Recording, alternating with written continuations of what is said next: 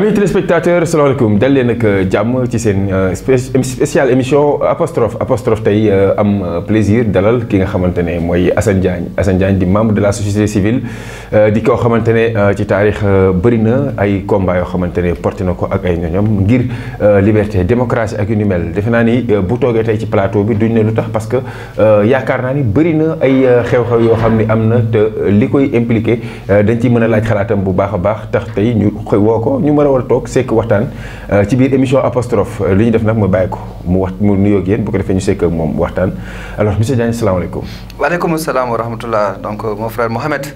ñoo ngi lay nuyu di la ziar di am mbégte tey donc retrouver la fii si studio La Dépêche TV. absolument àndandoo ak yow ci émission apostrophe. fas yéene comme ni ñu ko waxee daal di jàngat actualité donc nationale. am yaakaar ni. lañ ci wax liñ ci xam. et que ñi ñuy sataan encore jëlee ci ngëneel gën a jëlee ci njëriñ quoi. absolument ñu profité ci occasion bi nuyu ko ci remercier ko également ci déplacement bi parce que c'était pas évident jóge voyage ñëw rapidement ipso facto ci sunu plateau vraiment c'est un plaisir ñu profité remercier la ci loolu. alors dañuy def directement dans le vif du sujet le conseil constitutionnel daal di déclarer li nga xamante ne mooy projet de loi bi waroon a reporter élection yi comme illégal ñu gis ni que coow li bëri woon finalement ñu jàpp ni décision bi génn décision bi nga xam ni conseil constitutionnel jël na ko ndax nan nga ko jàngatee ak nan nga ko recevoir décision boobu. mais ak contentement bu am solo. parce que mën naa jàpp ne c'est une révolution. parce que conseil constitutionnel du Sénégal. daf ñu habitué woon à chaque fois. Sur des questions de révision de la Constitution ou bien de contrôle de la constitutionnalité des lois. À chaque fois, le Conseil constitutionnel nous avait habitués à se déclarer incompétents. Ce qui était quelque part compréhensible parce que loi organique bi xam si moom moo institué Conseil constitutionnel. Absolument. daf ko jox ay prérogatives. Exact. Mais beneen côté bi aussi c'était incompréhensible lu tax. Parce que yow yaay dernier rempart. C'est-à-dire que si toutefois le conseil constitutionnel se déclare incompétent, c'est-à-dire que day permettre au pouvoir exécutif de pouvoir dérouler. Et sur des choses yi xam si. et la yéen bu fekkoon ne conseil constitutionnel gis na ko en profondeur. dina ko mën a rejeter. Kon cette fois-ci sur une question électorale. si le conseil constitutionnel se déclare compétent. ba pare rejeter annuler. En tout cas, ce décret-là qui nous a valu, qui a causé 3 morts, il faut le dire. Parce que ce fait qu'un décret pour le président signé, il faut le dire ainsi. Quand sous conseil constitutionnel déclaré compétent, annuler ce décret-là, ça c'est une révolution, c'est une avancée. Et on s'en félicite. Maintenant, là aussi, moi, parfois aussi, naxembaay bi dafa bari ci réew mi xam nga lu tax waa groupe parlementaire démocratie liberté. Parce que c'est une coalition mu tuddoon Wallu. Absolument. Parti bi fa gën a kii mooy PDS. Absolument. dañoo am ay soupçons de corruption. mais ñëpp xam nañ ni et que ñu daal koy viser les hautes juges. yu conseil constitutionnel. muy benn. ba pare mënuñu xam. S'il y a des corrompus, il y a forcément un corrupteur. Absolument. Mais nous avons un link. Andando ak wa groupe parlementaire Benno Bokk Yaakaar ñu bind sen requête noir sur blanc que c'est Amadou Ba. ñom ñu né dañuy soutenir ki pour mëna sétal sen der sen candidat. Absolument. Mais mu doon luma jaaxal xam lu tax mu jaaxal ma. Qui jiite actuellement la coalition Benno Bokk Yaakaar muy le président de la République du Sénégal. mais moom lañ njëkk a jiiñ affaire de corruption. Comment Si, mais en fait le maître Moussa Diop. moom moo ni président dafa jënd ay armes ci budget au président de la République. après yeneen yoo xam ne aussi c'était avec le ministère de l'environnement et ainsi de suite. mu doon ay milliards. Scandale Big Togo. fii dañ ko fekk. suñu ay carte d'identité nationale biométrie yi ñuy wax aussi. ak waa Malaisie moo ngi fi. Tout à fait. kii mu ngi yóotu nekkagul président de la République ngeen ne da ngeen di setal deram. waa kii téye nag nekk ci donkaase gi nag kooku moom xanaa dina warul set. waaw wala léegi depuis quand soupçon rek war na tax ñu mën a arrêter tout ce processus là. mais li ma jaaxal foofu noonu monsieur Diagne mooy que waa PDS ci biir à chaque fois dañuy wax ni on a des preuves yoo xam ne versé nañ ko ci dossier bi alors loolu aussi dina jaaxal des fois dañu naan soupçon ñoom ñuy wax waxu preuve mais depuis aussi que conseil constitutionnel génn déggaatuñu leen ñu vraiment génn jël ay position ndax day wane ni que quasiment da ngay jàpp ni tappale la woon rek. ñaari mbir laay jàngatee loolu. benn bu njëkk bi maanaam mooy soupçon. mosul en tout cas Sénégal dañu xam ne ñu tuddee présomption d'innocence. mais mënuloo ñëw rek sur des soupçons rek. lu toll ni processus élection kii présidentielle nga mën ko arrêté foofu. beneen bi si maanaam mooy dama dégg Mamadou Lamine Diallo. ki jiite Tekki le mouvement Tekki. bokk ak ñoom groupe parlementaire. mu ni moom dem na ba ci ñoom. mu laaj leen ne leen nag ñun ànd nañu voté nañ ko am nañ la ñu bëggoon mais au moins nous qui étions avec vous dans ce combat là mais montrez-nous au moins les débuts de preuve.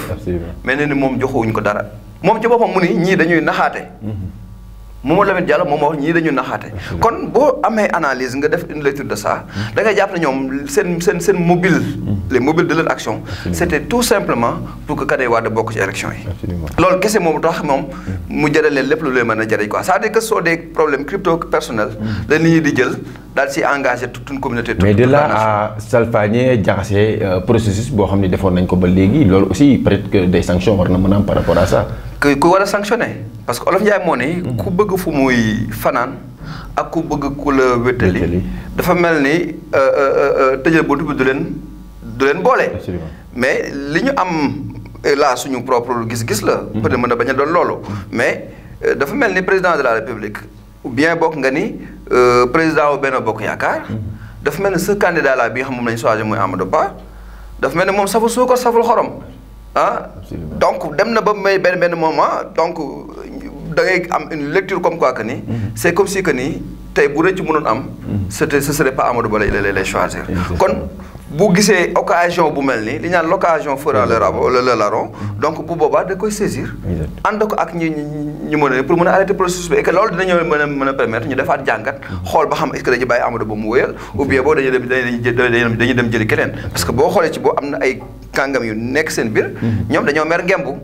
boo jëlee Boun Abdallah kii Dionne génn na. nga jël Mame Boye Diao génn na nga jël Aly Ngouille Ndiaye génn na.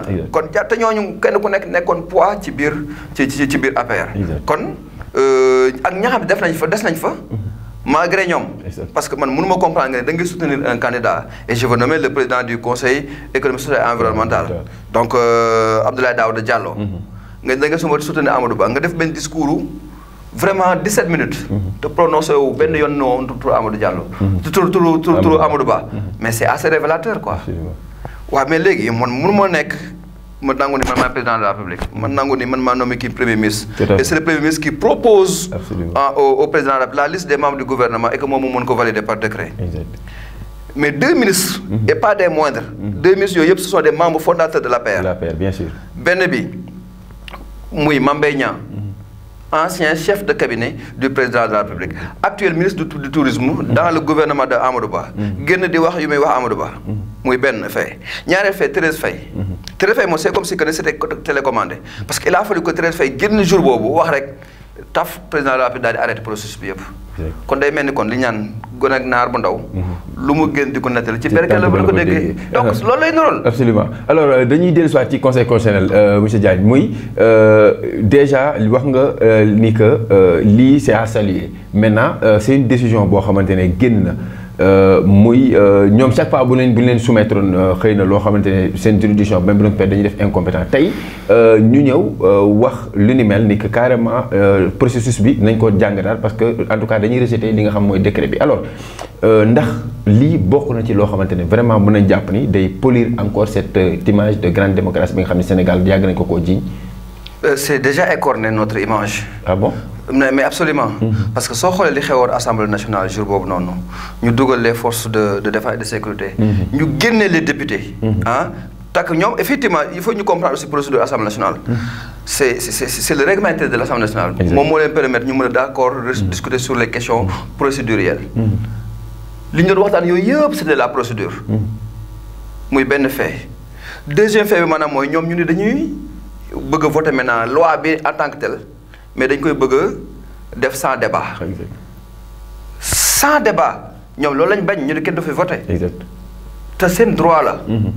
il faut ñu comprendre que ñoom c'est la représentation nationale maanaam mooy benn député bu nekk xëy na moo ngi représenté environ 10 sénégalais. wala 100 sénégalais. wala 1000 sénégalais bokk. tout à fait mais kon ñun ñoo leen di yónni foofu. kenn ku nekk boo taxawee la xam si leer na loi bi bu ñu ko voté dafay am jeexital ci askan wi nga mën si opposé wu. tout à fait et qu'on leur a pas permis parce que dañ ko jël en procédure d'urgence. maanaam mooy bëgg ko voter sans débat. pourquoi sans débat. donc même bu jaroon ne dañuy surseoir un peu suspendre séance bi. ba ci lendemain bi ñu mën a continuer. je pense que démocratie sénégalaise foofu lay gën a taaroo. dañuy xam ne que vraiment que nit ñi permettre na leen ñu mën a waxtaan comme ni mu waree. léegi nag maintenant léegi théâtre boobu yëpp. léegi France daal xëy na parce que conseil constitutionnel annulé na vote boobu. léegi kon léegi c'est inutile. jaru ko woon te suñu image yàqoon na fa ci àdduna bi yëpp. télévision booy déglu. ñuy wan image Sénégal gendarme yi dugg génne député yi. kon ñun ñoo fa perdre. mais bi ci des aussi nañu jàngat d'abord. conseil constitutionnel lan la wax. il faut ñu rappeler que ni.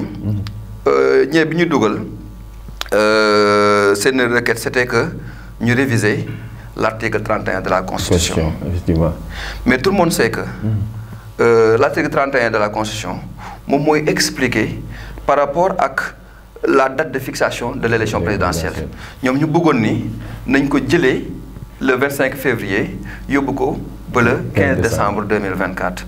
Et que loolu bu amee président de la République dañ ko fal depuis le 2 avril. Bon, en fait le mandat moo ngi démarré. depuis le 2 avril 2012. war a jeex le 2 avril 2024. waaye léegi ñu ne l'article 27 de la Constitution dit le président de la République est élu pour un mandat de 5 ans. Point. Toutefois, nul ne peut faire plus de 2 mandats consécutifs. Sa mandat war a jeex le 2 avril 2024. ñu ne dañ koy pousse ba décembre 2024 mais diggante 2 avril. ba le 15 décembre. loolu moom mënut a nekk mandat parce que mandat 5 ans la. Absolument. léegi loolu nu ñu ko tuddee buña. man maa ko tuddee buña. mais c'est pas permis. mais est-ce que aussi bokkul ci par exemple jafe-jafe yi nga xamante ne am na dañuy anticiper sax ci questionnaire bi la question de la double nationalité bu Rose Wardini am na sax ñeneen ñu doon précité maa ngi doon dégg ay temps ñuy wax tonte ni peut-être c'est pas élucidé et ñu wax ay am na ñu am nationalité américaine sax ñoo xam ne ñu ngi ci candidat yi alors est-ce que du aussi jéem a defaraat loolu noonu moo tax président yëkkati woon idée wu report bi wala. doonu ko woon jaar. doonu ko woon jar et que mën nga ko analyse à 2 niveaux. Premier niveau bi maanaam mooy conseil constitutionnel suñ ko joxee ñoom en tout cas membre constitutionnel bu ñu fa def. ils sont là-bas pendant 6 ans. ils sont inamovibles. Absolument. kenn mënu leen jëlee foofu. Absolument. yow en matière électorale rek wala en matière de contrôle de constitutionnalité des lois ci lañ lay évoqué. ils ont largement le temps quoi à mon avis. dafa jaroon parce que aussi ils peuvent requérir tout organe de l'État pour que ñu mën leen insérer sur des dossiers de candidats. Exactement. man damaa jàpp ne conseil constitutionnel ils ont fait que le travail minimum. Ils pouvaient carrément demander à nos représentations diplomatiques. ñu ne ñu on a par exemple 93 candidats sur chacun. ñu jox leen ñu xoolal ñu dans leur pays parce que on a des ambassades on a des consulats on a nangam ils pouvaient vérifier pour nous. Tout à fait. coopération internationale diplomatie loolu lay jëriñ. Exact. moo loolu mooy benn possibilité. Deuxième possibilité bi mais suñu renseignements généraux lan la ñuy jëriñ. Exact. sur ces candidats là. ndegam yow booy déposer pour benn emploi bu ndaw dañu naan da ngay déposer certificat de vie et de vie et bonne mœurs. genre doom yow mais yow sur l'est nga bëgg a déposer sur la question bi gën a fondamentale nekk le premier des Sénégalais. Le président de tous les Sénégalais. Il y avait le minimum. Pour man aussi côté boobu aussi mën nañu xool nos services secrets nos services de renseignement généraux ñu instruire sur chaque candidat. génne nañu lépp la te loolu doon na gën a yomb. Donc le travail n'a pas été bien fait. N'a pas été bien fait. amoon nañ beneen bu gën a yomb loolu. muy ban par exemple. Interpol. C'est la police des polices. Absolument. C'est très simple encore c'est comme un jeu d'enfant. Il suffit juste ñu def requérir sur sa candidat fépp fu ñu am nationalité si biir àdduna bi dinañ koy génnee. Exact. kon jàpp naa ne benn côté boobu conseil constitutionnel dañ ñoo tooñ. et puis ils l'ont fait dans la précipitation. Et que ni ñu tooñee. jàpp naa aussi noonu la ñu tooñee Karim Wade. absolument mais dama jàpp aussi Karim Wade. dafa bari ay suite de conséquences ay suite de tooñ boobu mujjee dem noonu. tout à fait. au moment c'est vrai que ni mën nañu def na parjure. mais ñëpp xam nañu ni yow booy def déposer pour ay concours. dañ naan la. C'est le cachet de la poste qui fait foi. Parce que ñi def les examinateurs. mën nañ jàpp ni moment yow bi nga koy envoyé. ñoom moment bi ñu koy recevoir. mën na fekk ni délai bi passé na. mais bu fekkee ne yow déposé ko dans les délais. poste def seen cachet def ne date bi nga ko envoyé. et date boobu nag c'était bien avant clôture dossier yi kon sa poste mën nañu ko accepter. tout à fait mais Karim Wade bu muy déposé dossier yi. moom déposé la am. mais il n'est pas le premier ministre de la France il n'est pas le président de la France pour war leen di déposé naa tey suba da ngeen war a jël décret pour mën ma defal déchéance sama nationalité. kon moom li ko waroon. def na ko. li des c'était aux autorités françaises. mais au moment où conseil constitutionnel parce que aussi il faut conseil constitutionnel mën na aussi bu ñu leen joxee yu mel noonu. c'est à la fois la lettre et l'esprit. mais ñoom dañoo yam juste sur la lettre. xam nga l'esprit c'était quoi président bi ñu war a fal. au moment de sa prise de fonction. il doit être exclusivement de nationalité sénégalaise. day tax ñu taxaw foofu noonu on étudie les deux cas wax nga ko Karim Wade peut-être am na foo xamante ne vraiment dañ ko tooñ mais Rose Wardini tey jii nii ñëpp xam nañ ni peut-être bon li daw ci toile bi gis nañu benn copie boo xam day wane sa double nationalité. alors ci contexte bi lan mooy nekk la ma war a nekk sooram dafa day continuer avec sa candidature comme le conseil constitutionnel l'a dit wala dafay moom dañ ko war a rocci moom day démissionner ci candidature ou pas donte ni par exemple avec le communiqué du conseil constitutionnel on peut am nañuy ruuma daan ni que la liste des 20 sera invalidée pour beneen peut-être comment on appelle ça encore ba yeneen dossier de candidature yoo xam ne dañ ko def wutiwaat parrainage yu ni mel. mais loolu gëwuma ko. mais dama bëgg a terminer ci cas Karim Wade dama dugg su répondre ci Rose Wardini parce que au moment où Karim Wade moo doon déposer dossier daal di def déclaration sur l'honneur que ni je me déclare être de nationalité exclusivement de nationalité sénégalaise loolu bi mu koy wax du woon dëgg. waaw foofu laa doon jëm parce que 2019. c'est ça parce que le 26 décembre moo nekkoon décembre 2023 moo nekkoon dernier délai pour déposer dossier candidature. kon moment boobu noonu il n'était pas exclusivement de nationalité sénégalaise parce que c'est le 16 janvier ci le premier ministre France daal di jël décret pour déchoir Karim Wade de sa nationalité française kon loolu am na parjure. kon côté boobu noonu aussi c'est la lettre quoi. mais l'esprit. Karim Wade n'est pas encore président de la République. Tout à fait. Et là, li ñu bëgg comprendre formellement au moment de sa prise de fonction. maanaam bu ñu demee ba def élection yi yëpp jàll. supposons Karim Wade bokk si. le 2 avril mu war a jël fonction. Tout à fait. moment boobu noonu. conseil constitutionnel dossier Karim Wade rek la xam ne kii il est exclusivement de nationalité sénégalaise. kon moment boobu man ne serait-ce que ça. conseil constitutionnel waroon na profiter ci loolu pour mën a valider la candidature de Karim Wade. et que loolu mooy tax aussi. mu mën def glissement sur le dossier de Rose Wardini. Pourquoi? Parce que ñoom ils sont limités sur que ni requêtes yi en annulation ce sont les candidats yi ñoom ñoo ko war a def. effectivement ci la Alassane Sall moo porté réserve. ci Karim Wade waaw mais ça de kon yeneen les 9 dossiers yi ñuy demandé. mais pour lan la. pour lan la parce que su fekkee ne au premier saytu bi. c'était voir la complétude est-ce que l'ensemble des 9 documents exigés. indi nga ko. ça c'est la forme. d'abord dañuy xool la forme mais après le fond. sur chaque dossier. dañ ko war a saytu. tout à fait kon ça veut dire que ne ñoom sur le fond. saytu ñu candidat après candidat est-ce que ñi li ñu wax seen déclaration sur l'honneur est-ce que exactement c'est ça ou c'est pas cela. kon foofu aussi contrôle bi ma doon wax ni contrôle minimum. loolu la ñu def. maintenant nag comme pour buter sur cette question. conseil constitutionnel ces décisions. ne sont pas susceptibles d'aucune voie de recours. maanaam mooy ñoom buy xasee ba jël décision jeex na bay woy na mbuus. actuellement conseil constitutionnel jël nañ décision. ne nañ 20 candidats yi. ñoom ñoo dellu ci élection yi te ci 20 candidats yooyu Karim Wade bokk si mais Rose Wardini bokk na ci. ba fii ñu koy waxee ak yow nii. Rose Wardini reste candidat à cette élection présidentielle. Normalement aussi qui doit se tenir ce 25 février loolu aussi nit ñi di bari dañu koy fàtte. parce que le décret fixant la date de l'élection au 25 février ba léegi décret boobu noonu kenn abrogé wu ko. ça reste en vigueur. xam nga lan ban décret lañu abrogé. c'est le décret convoquant le collège électoral. et que décret boobu noonu aussi en même temps conseil constitutionnel annulé na ko. ce qui veut dire que moment bi président doon jël décret boobu noonu. ñaari décret yëpp reste valable ba fi ñu koy waxee ak yow nii. maintenant nag li des maanaam mooy c'est de trouver ay dialogue man du ma ko sax tuddee dialogue mais concertation la ko parce que dialogue xajatu fi. Absolument. Concertation pour voir la meilleure des dates. à choisir pour l'élection. Parce que le 25 février peut être problématique. Parce que ci communiqué bi sax wax nañu ni que conseil constitutionnel mi ngi wax aux autorités compétentes de fixer la date des élections dans les meilleurs délais, dans les plus brefs délais, donc day wane ni que war nañu une date bu bokkul ak le 25.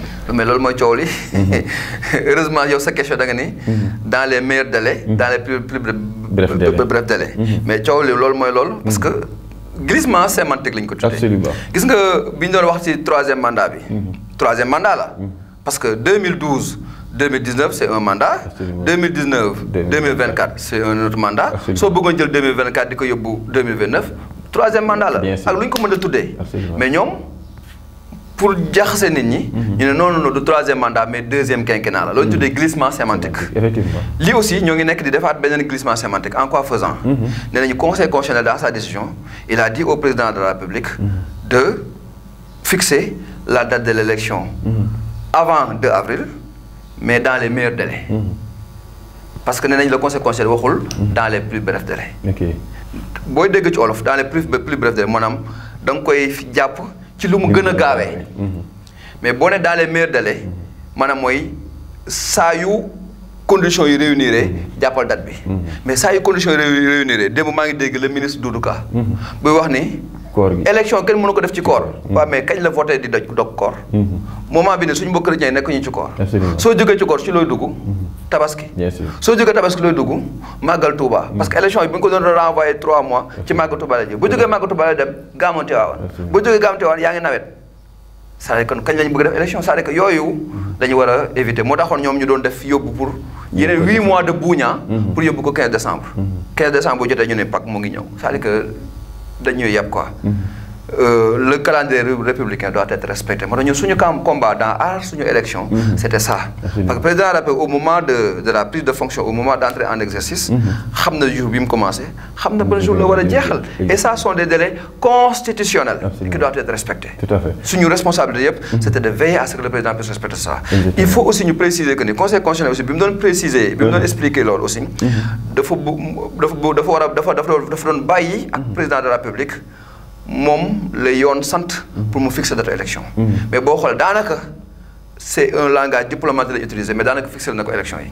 xam nga lu tax dañuy l'élection du président a lieu au Sénégal un dimanche. Oui, exactement. su fekkoon c'était dans les délais normaux. c'est que toujours ça doit être le dernier dimanche du mois de février. Exactement. léegi bii mënatul nekk. soo compté fii ak 2 avril. parce que conseil dafa bind noir sur blanc que ni président de la République dafa war a fégal le 2 avril xam nga loolu la lay tekki. Exactement. au 3 avril on doit avoir un autre président mais qui va plus s'appeler Macky Sall. Absolument. loolu mooy il faut lecture boobu la si ma gars yi dégg. léegi du coup su fekkee ne maintenant def nga nee nga ko le 2 avril la war a jeexal. kon war na def élection avant le 2 avril. bu war a def élection avant le 2 avril. aujourd'hui on est kañ on est le 17 ou le 18 février soo dee compté. li ci des ci ay dimanche nga compter ni campagne électorale war na mën a def au moins 3 semaines. Absolument. kon ñaari dimanche dafay des. muy dimanche le 3 mars ak dimanche le 10 mars. ñun au niveau de la société civile on a déjà fait ses calculs on a déjà fait ses propositions. pour dire que ni conseil constitutionnel que li muy wax li mu bëgg président lire ko entre les lignes. maanaam mooy fixer élection yi soit le 3 mars. soit le 10 avril. mais xëy na pour yow bul jël sa responsabilité yow kese sa jubbu bopp comme ni nga ko defee bi ngay abroger décret ba léegi nga jékki-jékki rek xëy suba yeewu. jël décret mais da nga ko waxtaanee. c'est pourquoi aussi ñun ñu prôner la concertation. à la place du dialogue. dinañ ñëwaat ci loolu mais ñu gis léegi depuis projet report bee coow li ci am gis nañu léegi ñuy def li ñuy wax comment on appelle ça décrispation de l'espace politique ak la libération quasiment de plus de 500 détenus dits politiques xaw ma na noonu nga koy tuddee ou pas alors loolu aussi je pense que c'est une bonne nouvelle qui tenterait de vraiment apaiser les tensions maintenant voilà.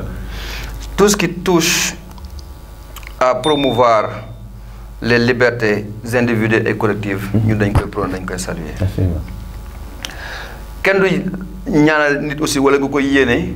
muy dëkk kaso. loolu aussi dañ koy reconnaître mais damaa gëm fondamentalement. la séparation des pouvoirs. damaa gëm ni aussi waruñu rek d'utiliser yoon justice selon notre bon vouloir selon ni mu ñu neexee selon les contingences de l'heure selon les ni mbir yi war a demee ni mu ma neexee laa koy doxalee man su ma amee lu ma ciy ñaawlu loolu laa ci ñaawlu xam nga la lay nuru moo ngi mel ni moment bële ñi ñëw leen doon tam dëmm ngeen baal ma ci mot bi parce que li ñu fi waxoon des forces spéciales occultes forces spéciales des terroristes nanga ma nga nanga su quelqu'un nga xam si da ngay jël sa post Facebook nga def emojis nga ree mbaa nga ni clochardisation de la justice mbaa nga en tout cas un délit d'opinion nga wax sa xalaat ci ni réew mi demee ñu tëj ñu jàppale ci mais loolu flagrant délit la war a doon dañ nga war a dem tey suba nga taxaw à la barre ñu jugé la bu ñu tëj weer ñu tëj la weer amende la bu ñu tëj ñetti weer ñu tëj la ñetti weer ak sursis bu ñu tëj 6 mois ñu tëj la 6 mois mënu ko dépasser mais nga tëj nit ki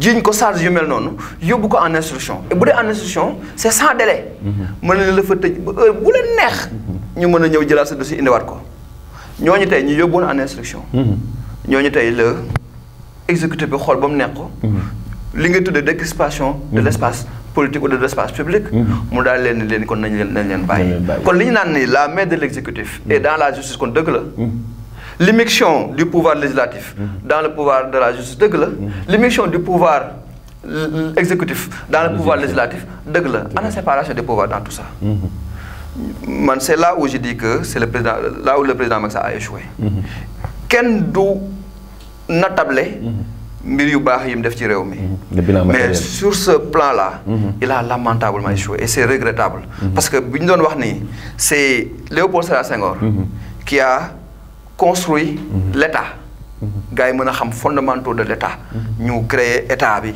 ñu xam vraiment li mooy pouvoir exécutif bi pouvoir judiciaire nangam ñu reconnaître un peu le rôle des religieux nangam ça c'est Léopold Sédar Senghor ki tabax suñu administration ça c'est Abdou Diouf avec l'ENA def des cadres l'ENAIA etc xam nga c'est Abdou Diouf nga xam ni les concours les recrutements defar fonction publique ça c'est Abdou Diouf ki ñu may tey ñu am defar suñu diplomatie defar suñu économie defar suñu ay infrastructures ça c'est Abdoulaye Wade ñun nag on attend des président Macky Sall ci defar nos institutions pour qu'on ait des institutions solides des institutions fortes te tout était toutes les conditions étaient réunies pour que mu mën ko réussir parce que bi muy ñëw fekk na fi li ñu tuddee les conclusions des assises nationales bon mën na ni sax moom peut-être xëy na il l'avait signé à sous réserve peut-être mais moom moo commandité ce qu'on appelle la réforme des institutions commission nationale de réforme des institutions CNRI moom moo aussi commandé en commission nationale de réforme un peu territoriale bañ créé li ñu tuddee les pôles territoriales dootuñu wax de collectivité locale mais collectivité territoriale la indi acte 3 de la décentralisation defaraat ces fondamentaux là kon ñun on s'attendait à ce que le président Macky Sall sur ce plan là mu mën ko réussir mais malheureusement le boo naan président Macky Sall la réussir def na ci ay infrastructures mais ay la yéwén Abdoulaye Wade moo en tout cas moo amorcé loolu quoi. absolument moo ko amorcé. absolument alors loolu am na solo mais dañuy dellu tuuti ci conseil constitutionnel ak li nga xamante ne moom lañ def muy report bi yéen ngeen doon xeex pour que ñu respecter la date des élections alors bu amee dérogation même si le 2 la war a jeexal ñu dem le 5 est-ce que finalement vous ne perdez pas ce combat là au niveau de la société civile. Le combat est déjà gagné.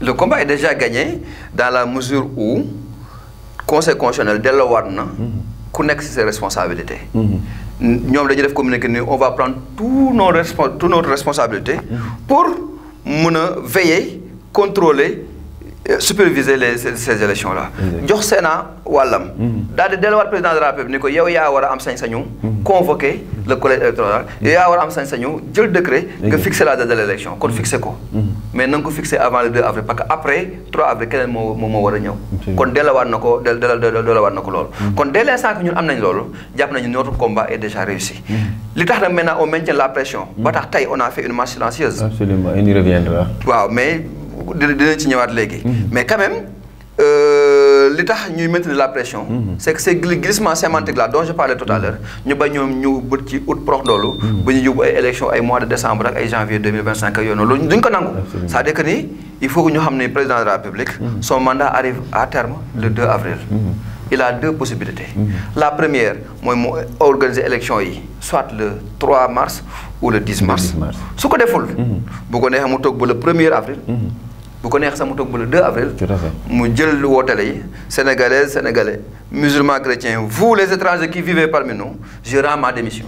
Comme nous Léopold Sédar Senghor a fait. Et en ce moment, le président de l'Assemblée nationale va assurer son intérim pour 60 jours au minimum ou 92 jours au maximum pour organiser l'élection. En ce moment, nous avons un président de la République. Exactement. Alors, lolo amna solo, xeyna dañuy wax ci li nga xamantene moy le président Macky Sall dafa génn un soir wara wax ci mandat parce que c'est une question qui a été secouée pendant des années né duma def 3e mandat mako waxon dama ko def les gens ont salué ont applaudi. Tay report bi idée de report bi ñew est-ce que nous ternir encore cette image là de marque bi mu amone avant bi mu déclarer en tout cas il sursoit à sa 3e candidature en tout cas. En tout cas ñepp xam nañ ni moi je reste acerbe par rapport au président sur beaucoup de choses. Mais bis bobu nonu mu ñew ni bien que ça d'accord ak mom sur lepp lu mu wax. Mais dañuy sama mandat bi donc am naa ci droit. du ma ko renouveler. da nga jàpp ne amul woon droit. amu ci woon droit et on l'a dit. amu ci woon droit moo tax ma ne d'accord ak moom ci waxin bi mais dès l'instant que ni nee na du def rek. man jour dama ko jéem a def ko statut. et que international yëpp. ñu ne kon Macky Sall lépp lu mu yàqoon defaraat na ko. il s'est fait une seconde jeunesse. Absolument. mais li mu indiwaat nii tey lan la ci gagné parce que jël na décret bi. décret bi annulé nañ ko. Assemblée nationale voté nañ ko. il y a. La justice s'est auto-saisie du dossier parce que le juge porte une plainte. Donc, on a en instruction. Quand l'Assemblée nationale a voté, on a annulé.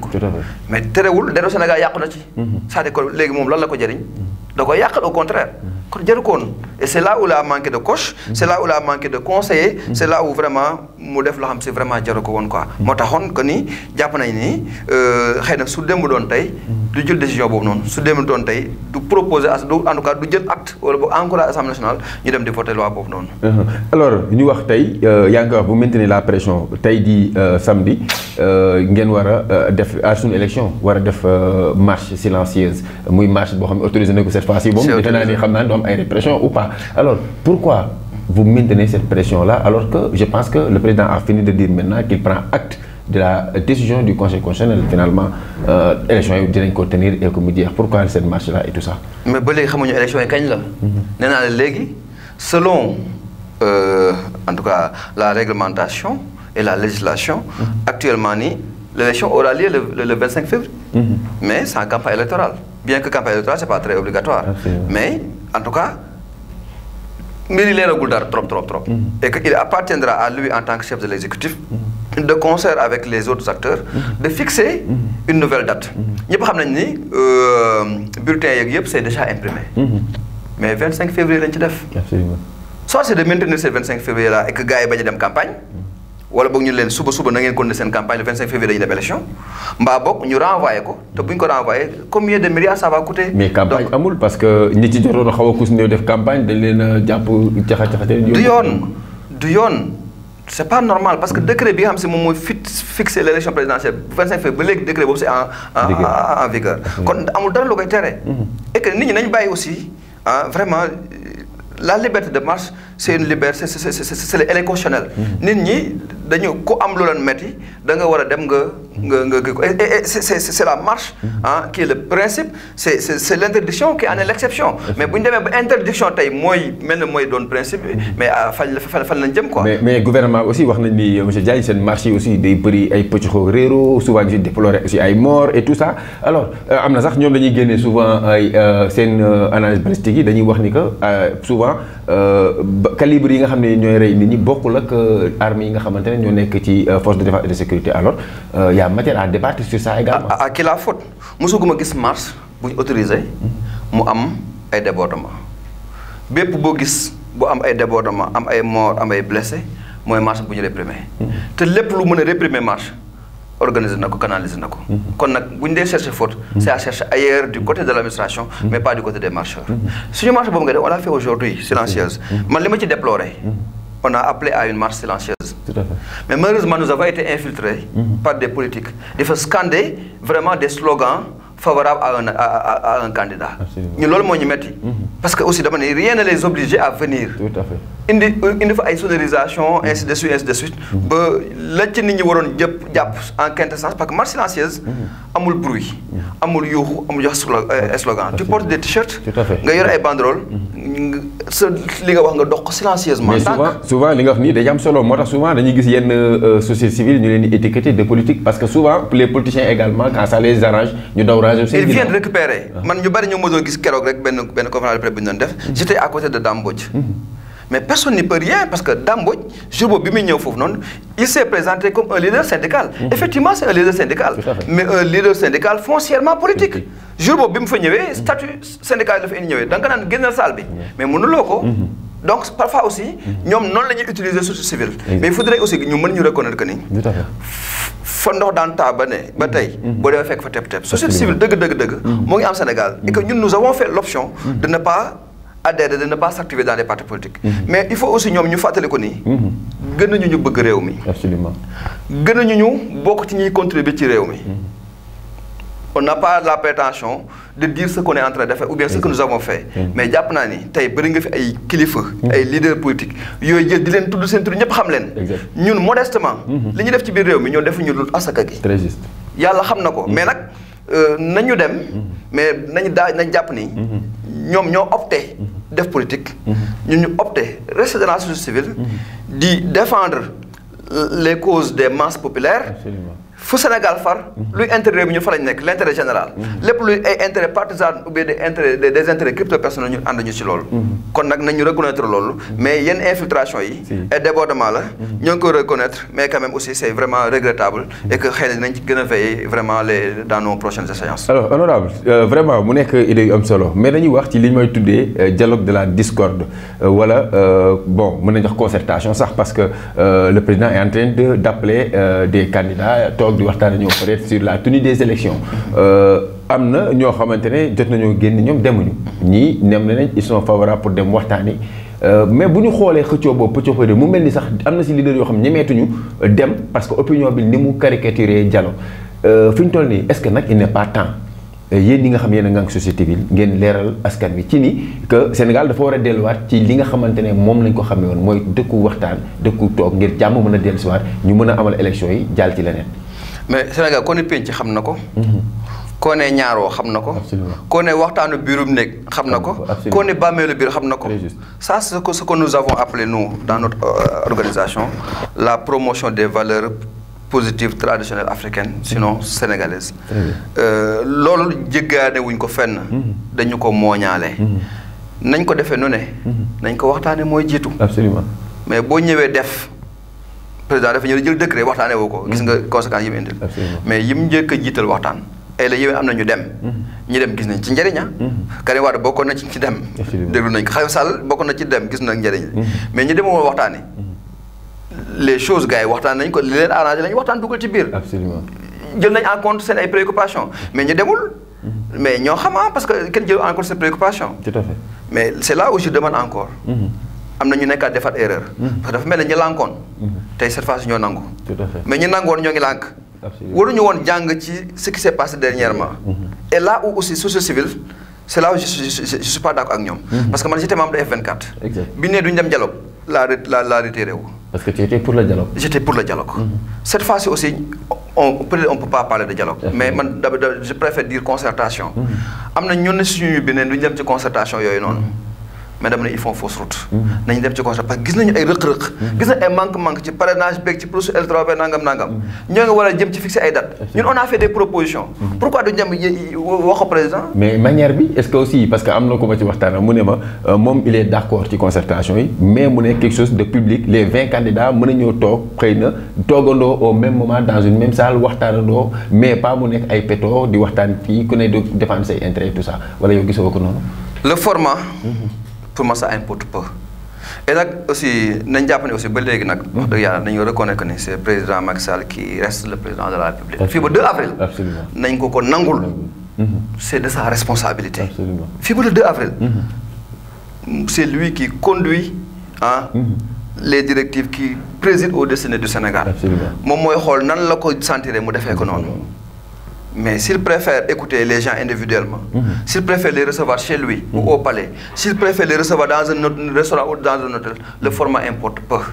Mais ce qui est important, c'est la concertation. Nous devons mais décision. Finalement, nous avons un dialogue est-ce que aussi, à l'heure de la prise de décision, nous devons biaiser un peu mais la politique de la chaise vide n'a jamais arrangé les choses. La politique de la chaise vide n'a jamais arrangé les choses. En tout cas, soit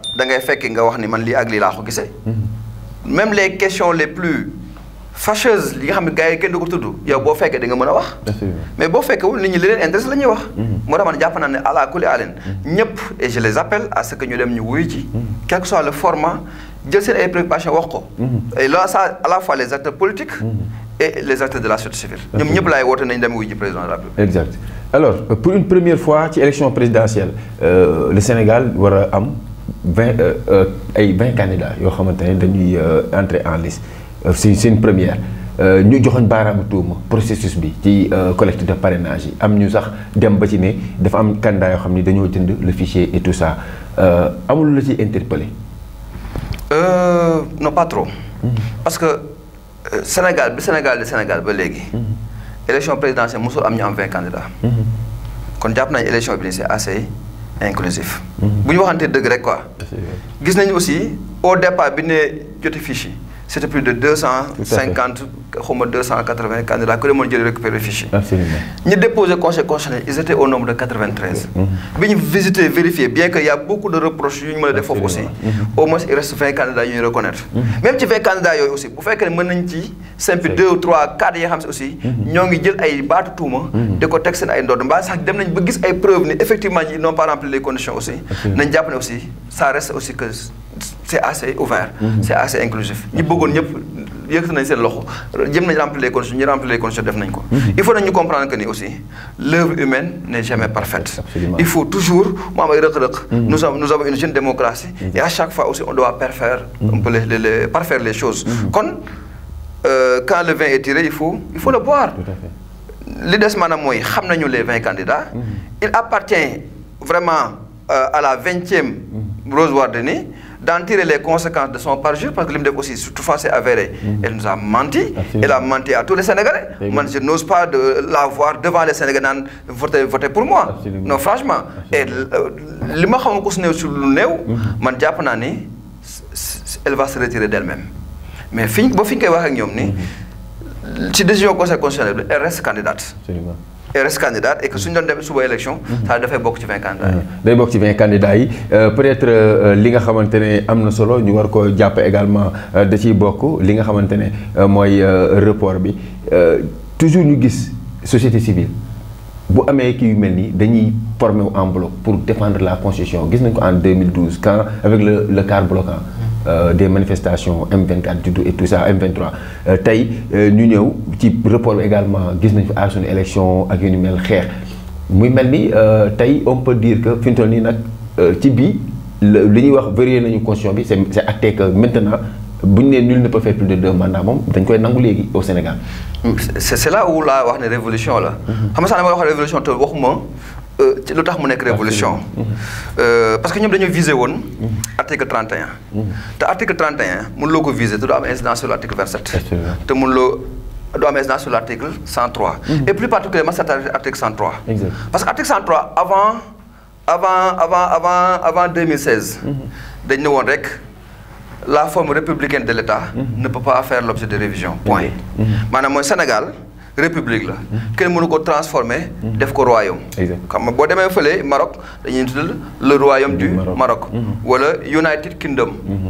Wala nga ni le royaume d'Arabie Saoudite. Absolument. ñooñ ay dëkk la ba buur moo fa nekk. Gis nga dimension boobu nu toll Sénégal kenn mënu ko changer république la. République c'est la chose publique la res publica. ñëpp ko bokk. Ndegem kenn mënut a changer la république. Le président de la République en 2016, référendum bi mu proposé, mu yokk ci ñetti éléments. mu ni le mode d'élection. Absolument. La durée du mandat ak le nombre de mandat consécutif à l'élection du président de la République et la forme républicaine de l'État ne peut pas faire l'objet de révision. gis nga fi mu ko yóbbu. maanaam mooy ku mënul soppi Sénégal def ko royaume. mënuloo yokk 5 ans yi. ku mënta soppi Sénégal def ko royaume mënuloo dindi façon bi ñuy fale président parce que le président de la République est élu au suffrage universel direct. wala boog mënuloo changer que ni nit ku fi nekk ñaari mandat dong nga fi am. maanaam mooy président bu fi mën di ñëwatee. ala kulli alin tu fais 5 ans. nga demaat daagaat baal ak ñu jox la yeneen 5 ans suñu la wóoluwee. suñu la wóolu 5 ans nga yem. suñu la wóoloo jox la yeneen 5 ans muy 10 ans. ak nu mu mën di amee. 10 ans yooyu noonu. mënuloo def lu ko weesu. à moins que mu amaat beneen référendum. et c'est là qu'on peut applaudir peut-être taxawaay. exactement société civile. exactement. parce que avancée bi ñu indi décision bi conseil constitutionnel indi. daf ñu dëggal ci lu ñu doon wax. parce que ñu bari keroog maa ngi def émission vendredi bii beneen bis tegu. ma naan leen ni cette fois-ci. le conseil constitutionnel est obligé xam nga lu tax dañu doon daal chaque fois ñu kii se déclare incompétent mais bi pas c'est le propre jurisprudence. Absolument. Parce que ñoom ñoo ne woon. président ñi di ko tuddee avis ñi di ko tuddee décision. tout à fait mu ne yow sa mandat bi moom loo ko. askan bi moom moo la ko jox. te bi nga koy commencé di ko exercer xam nga ban nga commencé ban jour nga commencé. dès l'instant xam nga ban jour nga commencé xam nga ban jour nga war a fegal. et là c'est le juriste qui parle. c'est le juriste qui parle kon moment boobu noonu sa mandat boobu moomuloo ko.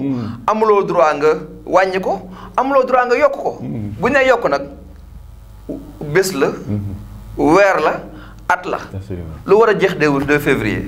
soo ko yóbbee 4 février yokkuloo. tout à fait soo ko yóbbee avril kii mai yokkuloo. waxuma laa da nga ko yóbbu décembre quoi. kon nag nañ respecté Sénégalais. exactement alors dafa am lu may interpellé balaa ñuy jeexal monsieur Diagne mooy wax nañ ko société civile ñoom ñu ngi seen rôle mais dañu gis les organisations syndicales scolaires ak USEMS SAEMS ak yu ni mel aussi bu affaire yu mel nii amee dañuy paralyser le système scolaire est-ce que c'est de leur ressort en tant que peut-être membre de la société civile nga wax ñu sa xalaat rek est-ce que c'est de leur ressort également ci dans pareilles circonstances ñuy paralyser le système scolaire pour que un report au président bañ a wax mal ou pas alors que am na ay organisations yoo xam ne dañoo nekk pour loolu. J'avoue que j'avais une position partagée. Mitigée. Et même maintenant j'étais plus contre que favorable à ça. Mais je les ai écoutés. On a été en réunion à suñu élection au niveau national où les leaders syndicaux parce que ñoom dañoo fekk si. Tout à fait. dañoo fekk si ñëw adhéré dans à suñu élection ñu déglu leen. li ñu wax maanaam mooy première fois. FENAPES c'est la fédération nationale des parents d'élèves du Sénégal. ñoom ñoo njëkk a demandé état. ni ci processus bi nii ñoo ngi sàcc xale yi. ñoo ngi rey xale yi. nañu arrêté cours yi. li tàmbalee ci préscolaire élémentaire. ñoom ñoo parents yu demee noonu buñ ci mënee yokk sax moyen bi sax moom moo gën. parents yi ñoom ñu demandé loolu. parce que dañoo tiit ci xale yi loolu muy benn état de fait. deuxième état de fait ñi xam si xam nañu ràññee nañu. mën nañu wax li leen neex mën nañu wax li leen naqari. mën nañu aussi sàmm seen bopp seen sécurité. état ci boppam moo jël ci jubbu boppam daal di tëj université yi. qui peut le plus peut le moins. tout à fait. li télé étudiants yi ñu dem jàngi. war na mën a tere xale yu ndaw yi ñu dem jàngi. n'est-ce pas ci contexte bii nii ak les élections. donc boo ko nangul étudiants yi xam mën nañu assurer seen sécurité seen bopp nga ni ñi jàngiwuñu mais ci même foofu ngay dugal ni aussi ñi war a ñu jàngi. mais li ñu amuloon solo bu ñu sañoon ñëppay jàngi. ñu def élection yi dal le lendemain bi ku nekk dem xëy liggéey. mais beneen bi si appréciation bi ñu ci am maanaam mooy. ñun bi ñu demee aar suñu élection dañu bëggoon mu doon benn genre dynamique unitaire. assez fédérative. nga xam ni ku nekk. da nga ñëw nga adhérer dans cette dynamique mu am des activités da nga def activités communes. ñëpp a ci àndandoo comme tey marche silencieuse bi. keroog vendredi bi ñu doon vendredi de prière. ñëpp ci àndandoo woon. dimanche de prière bi ñëpp ci àndandoo woon mais mu am aussi des formes de lutte parcellaire, sectaire. Absolument. Et en ce moment, ci le syndicat yi ñoom ils vont faire des débrayages. Absolument. Et des grèves d'une journée à deux.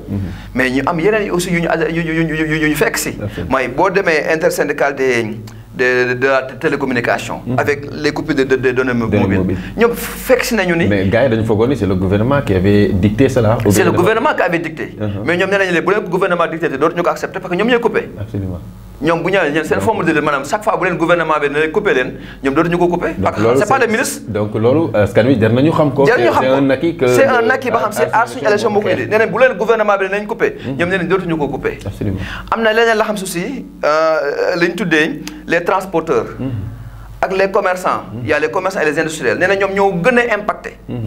parce que déjà bu fekkee élection am na coow am na ci biir dëkk bi rek ñoom seen ay dañuy seen bagages yi. seen njaay yi borom table yi ci marché yi. yooyu la ñuy utiliser. vulgarisateurs yi seen pneu yi la ñuy jël di ko taal ci tali yi. comprendre nga ñoom aussi ñoom ils ont rejoint dans la masse. les associations de jeunes. les associations religieuses les associations islamiques. ils ont rejoint le clergé. le clergé le laïcat ñoom ñëpp ils ont rejoint à suñu élection mais kenn ku nekk dañ lay bàyyi yow boo ñëwee am nga say propre forme de lutte comme waa télécommunication ñoom nee na ñoom dootuñu couper données mobile ñoom loolu mooy seen façon du tee bu aad suñu élection di def yenn activité comme ñu ñëw waa ñu nekk port ñoom nee nañ aussi bu fekkee conséquence kii wuloon ñoom nee nañ dañuy paralyser le système des ports bu boobaa bateau bu ñëw doo accosté doo déchargé et là ça va coûter plus de 4 milliards par jour à l'État du Sénégal donc kon forme yooyu lañ doon wax pour mettre la pression sur l'État pour que li nga xam si mooy l'État de droit li nga xam si vraiment mooy le respect du calendrier républicain ñu mën ko def ko mais lu ñu amal solo ba amal solo mooy Sénégal ci taarix ci ni mu defaree image am ci à l'extérieur ñëpp ne ñun on commençait même à voter bien avant la France que loolu ñu mën ko wëyal mën ko respecter vraiment suñu démocratie ñëpp mën ko wekk ñëpp cër bi mu amoon ñu mën ko am ci àdduna bi et loolu moo taxoon ñu jukk et ba léegi ñoo ngi ciy veiller à chaque fois lépp lu koy dëgëral ñoo ngi ci lépp lu koy nasaxal vraiment ñu toog daan koy xeex ci anam bi mu gën a waree alors duñ la bàyyi monsieur Diagne te laaj ñu lii parce que aussi dina am solo parce que gisee démarche mais xool sa trajectoire également dina am solo ñu laaj la loolu alors tey boo amoon conseil boo xamante ne da nga koy jox le président Macky Sall pour sortir de cette crise là trouble ban conseil lay doon. président dafa dama déglu discours am. xam naa ne ku bëgg waaw góor la. dama déglu mu ni j'ai un code d'honneur à respecter. saxal moo ko wax. mu ni j'ai l'obligation de ne pas faire moins que mes prédécesseurs. Tout à fait. Ses prédécesseurs sont Léopold Sédar Senghor, sont Abdou Diouf, sont Abdoulaye Wade. Kenn ku nekk tey téye nga réew mi ba jox ko ki la wuutu ci anam bi gën a woy ñun li ñu doon jàngal en droit constitutionnel dañ ne c'est rien d'autre que c'est les moyens de pouvoir conquérir l'État. Exact. C'est les moyens d'exercer l'État, c'est les moyens aussi de pouvoir transmettre l'État dans les conditions définies par la Constitution. Absolument. Kon moom conquérir na fexe na ba am na état fexe na ba exercer ko dese na ko beneen tëb boobu noonu mooy de transmettre de manière démocratique à son successeur l'élection. C'est là où ses prédécesseurs ont réussi, lui qui n'a pas réussi tëb boobu moom noonu moo ko dese. Kon le seul conseil que je lui demande c'est d'organiser l'élection avant le 2 avril. moom nag mooy choisir.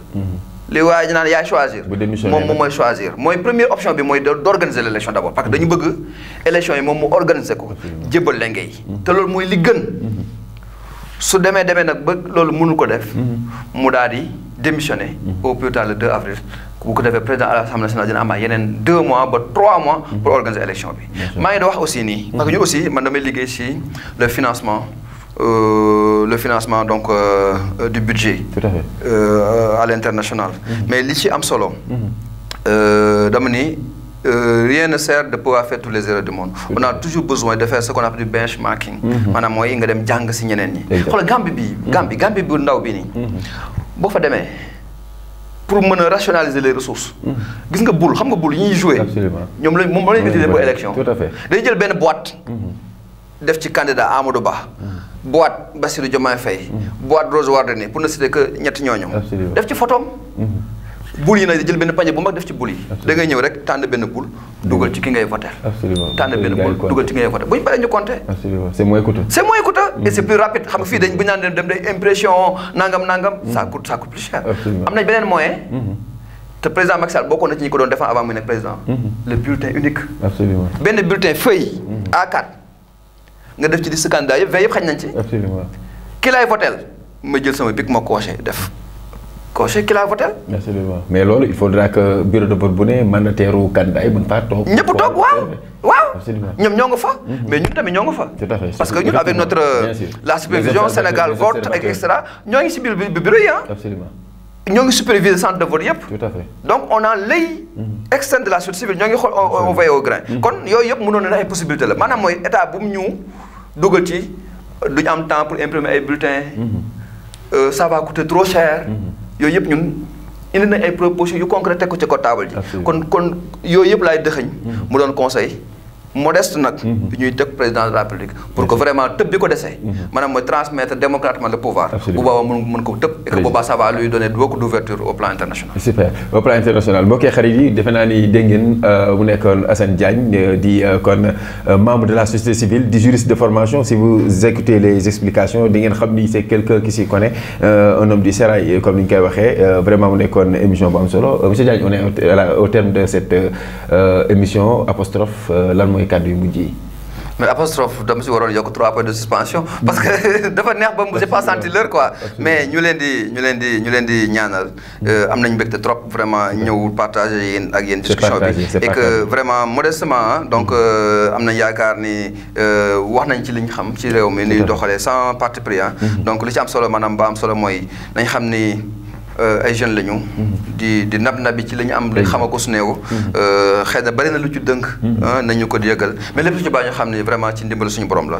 di am nag contenté encore. di la ñaanal ci liggéey bi nga xam moom nga jël parce que c'est vraiment un travail noble. le fait de pouvoir donner l'information mais aussi la bonne information. ak jafe-jafe yi si am yëpp. vraiment loolu vous méritez vraiment qu'on vous le dise. mais qu'on vous soutienne. c'est pourquoi je lance un appel. je lance un appel solennel à tous les décideurs. Je lance un appel vraiment donc aux populations de pouvoir adhérer au projet de la DPS TV, d'appeler ces jeunes talents, d'appeler ces jeunes porteurs d'initiatives, porteurs de projets, de gérer entreprises, de gérer personnel, de teg leen loxo parce que ñoom kat bu ñëpp jàppee je pense que ne fi ñu jëmale réew mi moo gën fi ñu koy jëlee. En tout cas am nañu mbégte ñëw partager ak yéen émission bi. di ñaan yàlla gën fi jokk jàmm ba cette groupe de presse là nekk lu rëy am télé bu mag. am rajo am d'autres médias ba d'autres médiums ba vraiment ñu koy tudd fu nekk ci biir réew mi ak ci biir biti réew quoi. En tout cas suñu jeune frère nga ñoo lay remercier bu baax di am mbégte vraiment à chaque fois que de besoin donc su ñu solliciter on sera là et on sera toujours là inchallah.